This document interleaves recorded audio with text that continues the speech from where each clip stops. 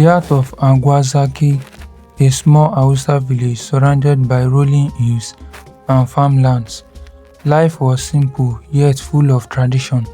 The villagers gather every night under the towering baobab tree, sharing stories, laughter, and the day's events. The people live in peace, guided by the values of respect, kindness, and justice. Among the people of the village was Amina, the only daughter of Sakin Zaki, the village chief. Amina was known far and wide, not just for her striking beauty but also for her wisdom and gentle heart. She helped the elderly, comforted children, and always found ways to solve disputes among villagers. To everyone, she was not just a daughter of the chief, but a shining example of what it meant to be noble. One sunny morning, Sakin Zaki called the village elders to his palace, a small brick home with its wide courtyard and colorful patterns on the walls, stood proudly at the center of the village. The chief, dressed in a flowing white babariga, spoke with authority. "My daughter Amina is of age," he said. "It is time she chooses a husband. Let the suitors come forward, for I will not keep her hidden any longer." The news spread like wildfire from distant towns and nearby villages. Men came to try their luck. Some were farmers, others traders, and a few were even scholars. But none caused as much stir as Alhaji Suleiman, a wealthy merchant from the big city of Kano. When Alhaji Suleiman arrived, it was as if the sun itself followed him. His caravan stretched from one end of the village to the other, with camels loaded with gold, silk, spices, and precious stones. He stepped down from his carriage wearing a robe embroidered with gold threads. His shoes sparkled, and the rings on his fingers caught the sunlight, blinding those who stared too long.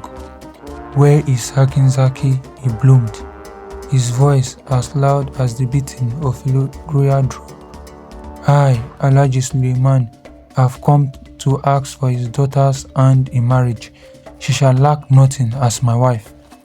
The villagers whispered among themselves.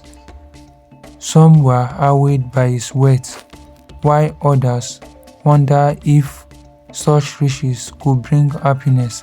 Alhaji Suleiman wasted no time.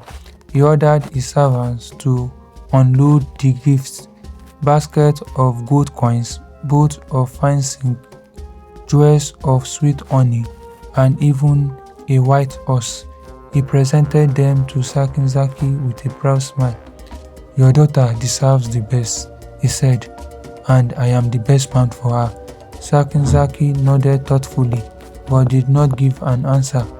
Amina, who had been watching from behind the curtains of her room, remained silent. Her best friend Zainabu was with her, trying to gauge her feelings. "Amina, what do you think of him?" Zainabu asked. Amina turned to her best friend with a small smile. "He is wealthy, no doubt," she replied, "but wealth is not everything. I will decide when the time is right." In the days that followed, Alhaji Suleiman made his presence felt in the village. He paraded his camels, hosted grand feasts, and even built a new well for the villagers, claiming it was a gift for his future bride. The people were divided. Some believed Amina would be foolish to reject such a man, while others trusted her wisdom to make the right choice. Sakin Zaki, however, grew impatient. One evening, he called Amina to the courtyard, where the elders had gathered. "My daughter," he began, "it is time you make your choice. The villagers are waiting." Alhaji Suleiman has shown his intention clearly, and he is not a man to be kept waiting.